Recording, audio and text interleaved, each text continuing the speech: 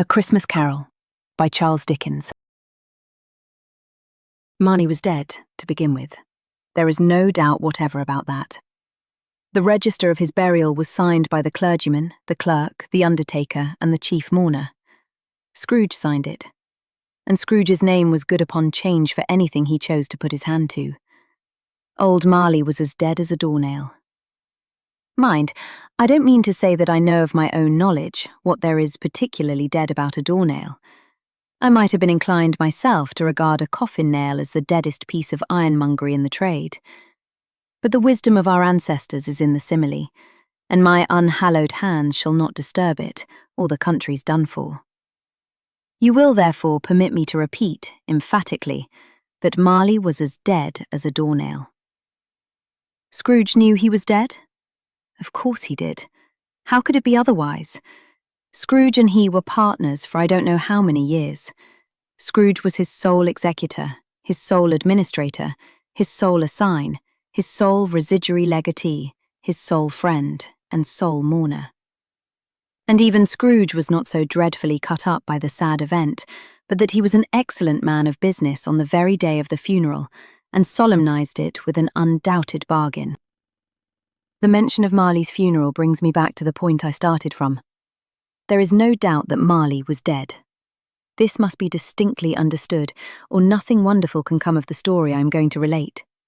If we were not perfectly convinced that Hamlet's father died before the play began, there would be nothing more remarkable in his taking a stroll at night in an easterly wind upon his own ramparts than there would be in any other middle-aged gentleman rashly turning out after dark in a breezy spot, say St. Paul's churchyard, for instance, literally to astonish his son's weak mind. Scrooge never painted out old Marley's name. There it stood, years afterwards above the warehouse door, Scrooge and Marley. The firm was known as Scrooge and Marley. Sometimes people new to the business called Scrooge Scrooge, and sometimes Marley. But he answered to both names. It was all the same to him. Oh, but he was a tight-fisted hand at the grindstone, Scrooge, a squeezing, wrenching, grasping, scraping, clutching, covetous old sinner. Hard and sharp as flint, from which no steel had ever struck out generous fire. Secret and self-contained, and solitary as an oyster. The cold within him froze his old features, nipped his pointed nose, shriveled his cheek, stiffened his gait, made his eyes red, his thin lips blue, and spoke out shrewdly in his grating voice. A frosty rime was on his head and on his eyebrows and his wiry chin. He carried his own low temperature always about with him. He iced his office in the dog days and didn't thaw it 1 degree at Christmas. External heat and cold had little influence on Scrooge. No warmth could warm, no wintry weather chill him. No wind that blew was bitterer than he, no falling snow was more intent upon its purpose, no pelting rain less open to entreaty. Foul weather didn't know where to have him. The heaviest rain and snow and hail and sleet could boast of the advantage over him in only one respect. They often came down handsomely, and Scrooge never did. Nobody ever stopped him in the street to say with gladsome looks, "My dear Scrooge, how are you? When will you come to see me?" No beggars implored him to bestow a trifle. No children asked him what it was o'clock. No man or woman ever once in all his life inquired the way to such and such a place of Scrooge. Even the blind men's dogs appeared to know him, and when they saw him coming on, would tug their owners into doorways and up courts, and then would wag their tails as though they said, "No eye at all is better than an evil eye, dark master." But what did Scrooge care? It was the very thing he liked. To edge his way along the crowded paths of life, warning all human sympathy to keep its distance, was what the knowing ones call nuts to Scrooge. Once upon a time, of all the good days in the year, on Christmas Eve, old Scrooge sat busy in his counting-house. It was cold, bleak, biting weather, foggy withal, and he could hear the people in the court outside go wheezing up and down, beating their hands upon their breasts and stamping their feet upon the pavement stones to warm them. The city clocks had only just gone 3, but it was quite dark already. It had not been light all day, and candles were flaring in the windows of the neighbouring offices like ruddy smears upon the palpable brown air.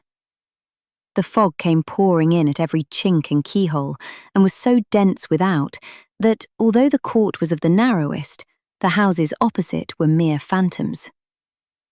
To see the dingy cloud come drooping down, obscuring everything, one might have thought that nature lived hard by and was brewing on a large scale.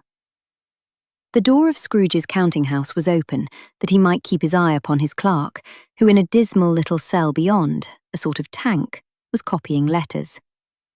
Scrooge had a very small fire, but the clerk's fire was so very much smaller that it looked like one coal. But he couldn't replenish it, for Scrooge kept the coal box in his own room, and so surely as the clerk came in with the shovel, the master predicted that it would be necessary for them to part.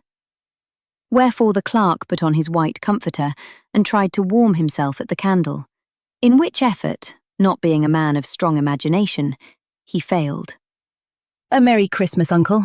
God save you," cried a cheerful voice. It was the voice of Scrooge's nephew, who came upon him so quickly that this was the first intimation he had of his approach. "Bah," said Scrooge. "Humbug." He had so heated himself with rapid walking in the fog and frost, this nephew of Scrooge's, that he was all in a glow. His face was ruddy and handsome, his eyes sparkled, and his breath smoked again. "Christmas a humbug, Uncle," said Scrooge's nephew. "You don't mean that, I am sure." "I do," said Scrooge. "Merry Christmas. What right have you to be merry? What reason have you to be merry? You're poor enough." "Come then," returned the nephew gaily. "What right have you to be dismal? What reason have you to be morose? You're rich enough." Scrooge, having no better answer ready on the spur of the moment, said, "Bah," again, and followed it up with, "Humbug." "Don't be cross, Uncle," said the nephew. "What else can I be," returned the uncle, "when I live in such a world of fools as this? Merry Christmas! Out upon Merry Christmas! What's Christmas time to you but a time for paying bills without money, a time for finding yourself a year older and not an hour richer, a time for balancing your books and having every item in 'em through a round dozen of months presented dead against you?" "If I could work my will," said Scrooge indignantly, "every idiot who goes about with Merry Christmas on his lips should be boiled with his own pudding and buried with a stake of holly through his heart. He should." "Uncle," pleaded the nephew. "Nephew," returned the uncle sternly, "keep Christmas in your own way, and let me keep it in mine." "Keep it?" repeated Scrooge's nephew. "But you don't keep it." "Let me leave it alone then," said Scrooge. "Much good may it do you, much good it has ever done you." "There are many things from which I might have derived good, by which I have not profited, I dare say," returned the nephew, "Christmas among the rest.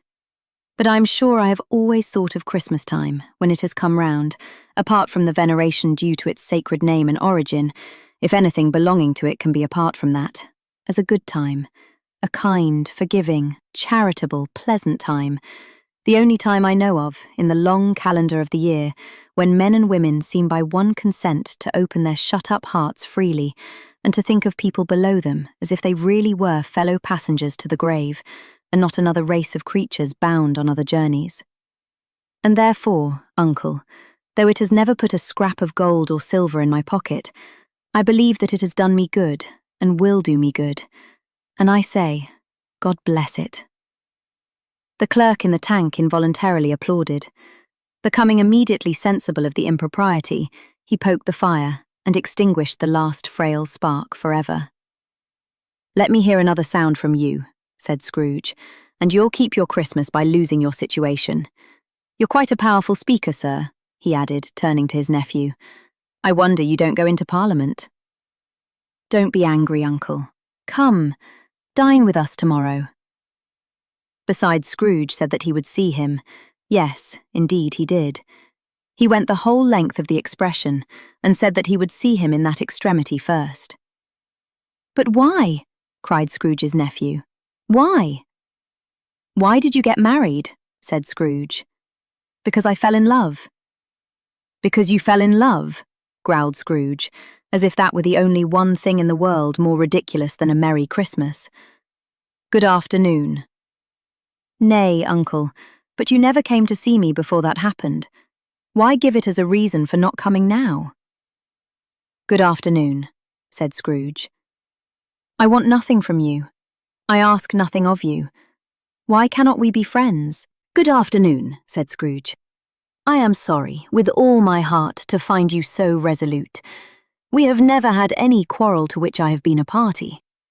But I have made the trial in homage to Christmas, and I'll keep my Christmas humour to the last. So, a Merry Christmas, uncle." "Good afternoon," said Scrooge, "and a Happy New Year." "Good afternoon," said Scrooge. His nephew left the room without an angry word, notwithstanding.